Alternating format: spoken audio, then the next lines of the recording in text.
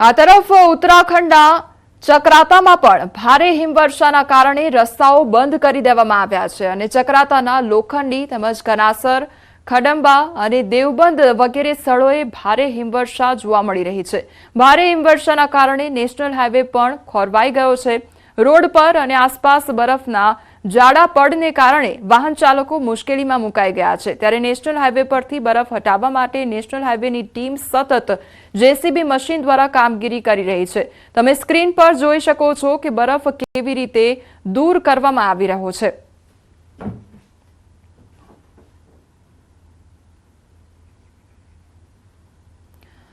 તો ઉત્તરાખંડના પર્વતોમાં સિઝનની બીજી હિમવર્ષા થઈ છે અને વિશ્વ પ્રસિદ્ધ પર્યટન સ્થળ ઓલીની ચારે બાજુ બરફની સફેદ ચાદર છવાયેલી જોવા મળી રહી છે। ઘરોમાં તેમજ લીલાછમ વૃક્ષો અને છોડ વચ્ચે વાહનોમાં માત્ર બરફ જ બરફ જોવા મળી રહ્યો છે। હિમવર્ષા બાદ ઓલીની પ્રવાસીઓના વાહનો પણ ફસાઈ ગયા છે અને બીજી તરફ બદ્રીનાથ ધામમાં પણ ભારે હિમવર્ષા થઈ છે। ધામમાં ચારે બાજુ બરફ જોવા મળી રહ્યો છે। મંદિર પરિસરની આસપાસ બરફની સફેદ ચાદર છવાયેલી છે।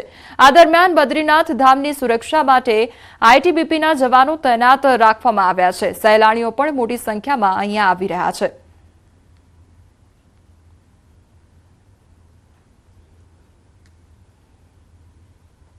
આ તરફ હવે ઉત્તરકાશીની વાત કરીએ તો ઉત્તરકાશી જિલ્લાના ગંગોત્રી ધામમાં પણ છેલ્લા 2 દિવસથી ભારે હિમવર્ષા જોવા મળી રહી છે, જેના કારણે સમગ્ર ગંગોત્રી ધામ બરફની સફેદ ચાદરથી ઢંકાઈ ગયું છે।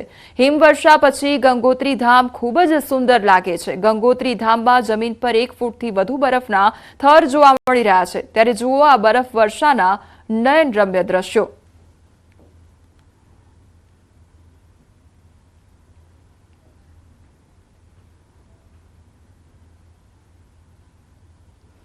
તો હવામાનમાં આવેલા બદલાવ બાદ ઉત્તરાખંડના હર્ષિલ, ગંગોત્રી, યમુનોત્રી તેમજ ઊંચાઈવાળા વિસ્તારોમાં ભારે હિમવર્ષા થઈ હતી અને હિમવર્ષા પછી હર્ષિલમાં ભવ્ય નજારો દેખાયો છે। ગંગોત્રી અને યમુનોત્રી ધામો બરફના આવરણ હેઠળ છે અને બંને મંદિરોમાં હિમવર્ષા ચાલુ છે। ક્રિસમસ અને નવા વર્ષ પહેલા ઉત્તરાખંડમાં ઠંડીમાં વધારો થયો છે અને હિમવર્ષાના કારણે ગંગોત્રી યમુનોત્રી હાઈવે બંધ થયો છે। તેને ફરી ચાલુ કરવાના પ્રયાસો કરવામાં આવી રહ્યા છે। એડિશનલ સેક્રેટરી સી રવિશંકર હિમવર્ષા વચ્ચે ઉત્તરકાશી પહોંચ્યા હતા અને તેમણે બરફવર્ષાની સ્થિતિ અંગે સમીક્ષા કરી છે। अभी फिलहाल यहाँ पे बर्फबारी का आनंद ले सकते हैं। पर्यटक बहुत लोग हर्षिला आ रहे हैं और मुकबा में जो है माँ गंगा जी का जो है शीतकाल पट भी है। हवामान विभाग द्वारा प्रेस कॉन्फ्रेंस करवामा आवी रही है। हाल सीधा जयशु ते तरफ लाइट टू मॉडरेट रेन और साथ में थंडरस्टॉर्म की वार्निंग है गुजरात रीजन और सौराष्ट्र और कच्छ रीजन के लिए। और डे 2 की बात करेंगे कल के लिए, तो कल के लिए लाइट टू मॉडरेट रेन साथ में थंडरस्टॉर्म की वार्निंग है। और डे 3 के लिए गुजरात और सौराष्ट्र और कच्छ रीजन के लिए लाइट टू मॉडरेट रेन साथ में थंडरस्टॉर्म और उसके साथ ही हेल स्टॉर्म की भी वार्निंग है। और जो विंड की स्पीड होगी वो 30 से 40 किलोमीटर पर आवर के आसपास चलने का पूर्वानुमान है। और मिनिमम टेम्परेचर की बात करेंगे तो आने वाले 3 दिनों के लिए मिनिमम टेम्परेचर में बढ़ोतरी दर्ज होगी और जो बढ़ोतरी होगी वो 2 से 4 डिग्री सेल्सियस के आसपास रहने का पूर्वानुमान है। और 3 दिन के बाद फिर से मिनिमम टेम्परेचर में गिरावट दर्ज होगी और जो गिरावट होगी वो 2 से 3 डिग्री सेल्सियस के आसपास मिनिमम टेम्परेचर में गिरावट होने का पूर्वानुमान है। और मिनिमम टेम्परेचर अहमदाबाद के लिए बात करेंगे तो 16 डिग्री सेल्सियस का मिनिमम टेम्परेचर का फोरकास्ट है और गांधीनगर के लिए 14 डिग्री सेल्सियस का। और जो लैंड रीजन पे विंड आज प्रिवेल करेगी वो northerly to north easterly wind prevail करेगी। सर कारण क्या होगा जो बारिश होगी? एक 27 तारीख को एक वेस्टर्न डिस्टर्बेंस अप्रोच कर रहा है नॉर्दर्न पार्ट्स ऑफ इंडिया में, जिसके कारण आने वाले 2-3 दिनों के लिए डे 2, डे 3 और डे 4 के लिए लाइट टू मॉडरेट रेन और साथ में थंडरस्टॉर्म, और डे 3 के लिए लाइट टू मॉडरेट रेन साथ में थंडरस्टॉर्म और हेल स्टॉर्म की भी वार्निंग है।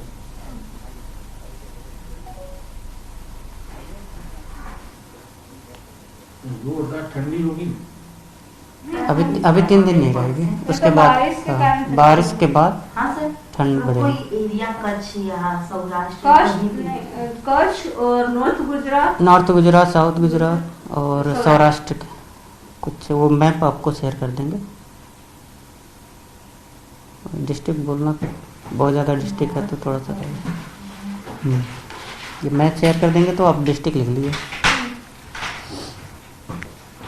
તો ઠંડીને લઈને હવામાન વિભાગ દ્વારા આગાહી કરવામાં આવી છે અને આવતીકાલની જો વાત કરવામાં આવે તો આવતીકાલે મધ્યમ વરસાદની આગાહી હવામાન વિભાગ દ્વારા કરવામાં આવી છે। 2 થી 3 ડિગ્રી તાપમાનમાં વધારો થશે તે પ્રકારની આગાહી કરવામાં આવી છે અને 3 દિવસ માવઠાની આગાહી કરી છે।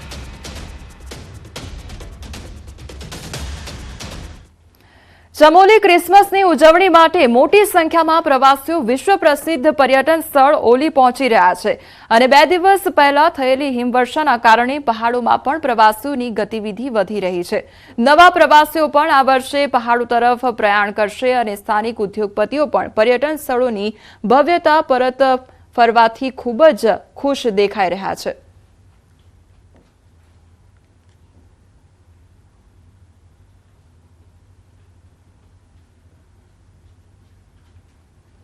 આ તરફ ઉત્તર ભારતના પર્વતીય પ્રદેશમાં હાલ ભારે હિમવર્ષા થઈ રહી છે। ખાસ કરીને નવા વર્ષ પહેલા અને ક્રિસમસના દિવસે હિમવર્ષાની પ્રવાસીઓમાં પણ ભારે આનંદ જોવા મળી રહ્યો છે અને હિમાચલ પ્રદેશના ચંબા જિલ્લાના પર્યટન નગર ડેલહાઉસીમાં ક્રિસમસ પહેલા સિઝનની પ્રથમ હિમવર્ષા થઈ છે।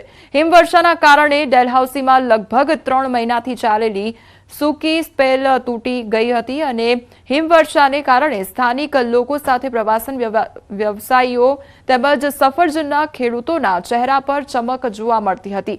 તો ડેલહાઉસીમાં ફરવા આવેલા પ્રવાસીઓની ખુશીથી કોઈ સીમા નહીં રહી। બરફ કારણ કે ઘણા લોકોએ પ્રથમ વખત હિમવર્ષા જોઈ અને તેમના કેમેરામાં દ્રશ્ય કેદ કરવાનું ચૂક્યા ન હતા અને પ્રવાસીઓની મોટી સંખ્યામાં ભીડ પણ જોવા મળી રહી છે।